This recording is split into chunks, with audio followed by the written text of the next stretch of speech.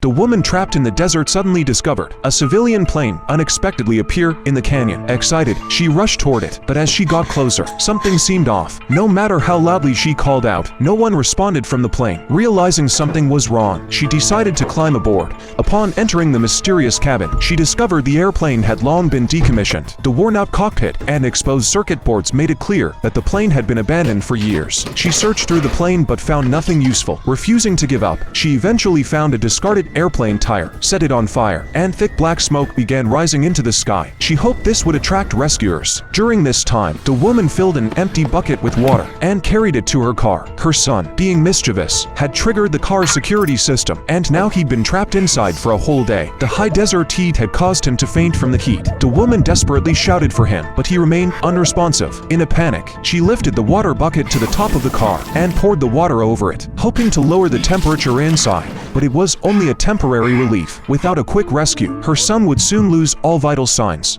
Frantic, she grabbed a wrench and began hammering the car window, but the glass was bulletproof. Not only did it not break, but the car began to roll downhill. The woman rushed to block the back of the car with her body, knowing that the cliff was just ahead. Once it falls, it will cause a car accident and death. Just as the car was about to drop, a small rock wedged under one of the wheels, stopping the car from continuing to slide. For a moment, the immediate danger was averted, but the temperature inside the car had already reached 100 degrees Celsius, pushing her son to the brink of death. In her utter despair, the woman suddenly had a wild idea to push the car off the cliff. She glanced at her son, and without hesitation, she pushed the car along with him down the cliff. The violent impact would activate the car's safety mechanisms, which was the only way to save her son. As she expected, when the car faced the crisis, it triggered the self-protection system, activating the hydraulic devices. The car flipped and rolled but gradually steadied itself, landing with a heavy thud on the ground. When the woman reached the bottom of the cliff, she saw that the car had tumbled for hundreds of meters, but miraculously, it remained almost undamaged. Unfortunately, she still couldn't open the car doors. Once again, despair took over her.